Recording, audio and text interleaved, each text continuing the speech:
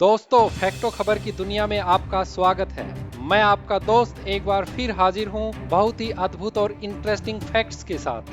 आज हम जो घटना आपको बताने जा रहे हैं वह आपके रोंगटे खड़े कर देगी और आपकी नस नस में देशभक्ति जगा देगी। यह 1972 में घटी एक सच्ची घटना है जिससे हमें सीखने को मिलता है कि देश से बढ़कर कुछ भी नहीं है। हाँ दोस्तों, हम बात करने वाले हैं इजराइल के बहुत ही खतरनाक मिशन रोथ ऑफ गॉड के बारे में।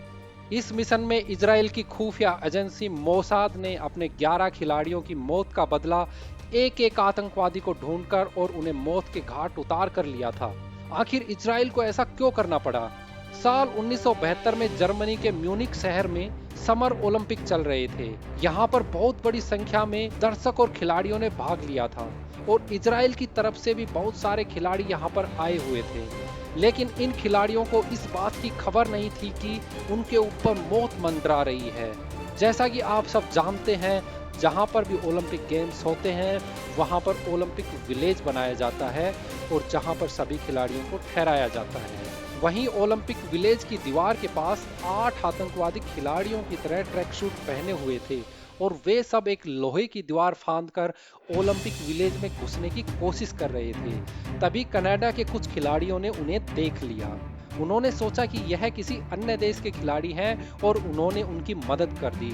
लेकिन वे सब खिलाड़ी नहीं थे, वे सभी आतंकवादी थे जिनका मकसद था इजराइल खिलाड़ियों को बंधक बनाकर अपने 235 आतंकवादियों को इजराइल की जेल से रिहा करवाना।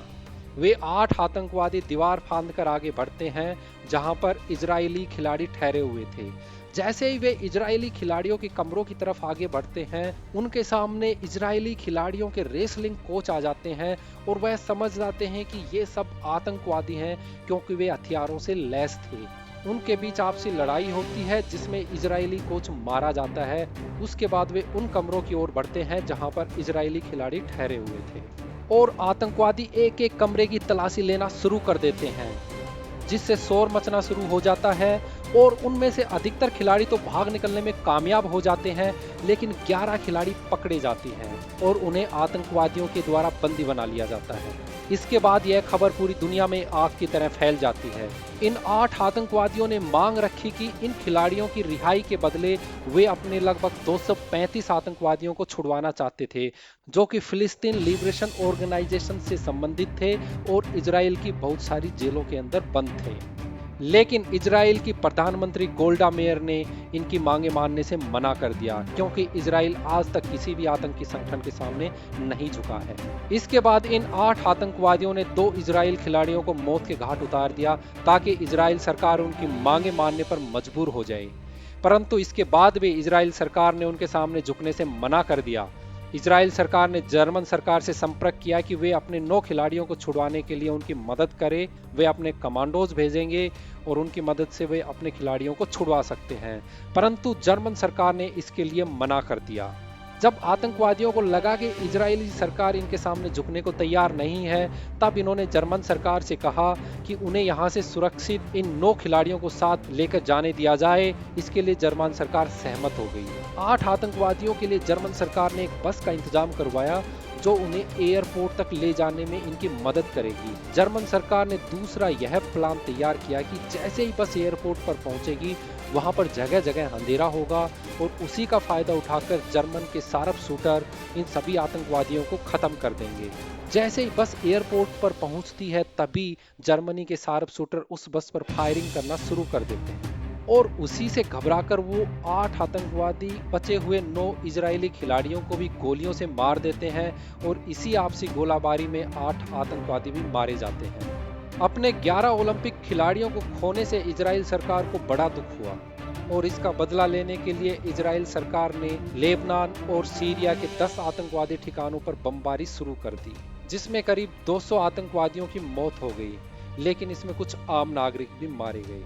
इजरायली प्रधानमंत्री गोल्डा मेयर यहाँ तक नहीं रुकी। उन्होंने फैसला लिया कि इस आतंकवादी हमले में जिस किसी ने भी ब्लैक सितंबर आतंकवादी संगठन का सहयोग किया है, उसको भी ढूंढकर मारा जाए, चाहे वह किसी भी देश में क्यों ना छुपा हो। इसके बाद इजराइल की खुफिया एजेंसी मोसाद को यह सूचना दी जाती है कि उन सभी की लिस्ट जारी की जाए जिन्होंने इन 8 आतंकवादियों का सहयोग किया था। मोसाद ने उन सब लोगों की लिस्ट बनाई जो इस आतंकवादी घटना से जुड़े हुए थे और जो खुफिया तरीके से दूसरे देशों में रहते थे, जिन्हें कोई भी नहीं जानता था और जिनका सीधा संबंध ब्लैक सितंबर से था। और इसी के साथ शुरू हो गया mission Roth of God. Israeli सरकार ने मोसाद के ऐसे एजेंटों को चुना जो अपनी परिवार से दूर रहकर और उन्हें बिना बताए मिशन रोथ ऑफ गॉड को अंजाम दे सके। पकड़े जाने पर इजरायली सरकार उन्हें पहचानने से मना कर देगी। ऐसे में उन एजेंटों को बिना किसी पहचान और बिना किसी मदद के इस मिशन को अंजाम देना था। और मिशन शुरू होने के कुछ महीनों के बाद ही मोसाद ने अलग अलग देशों में छुपे हुए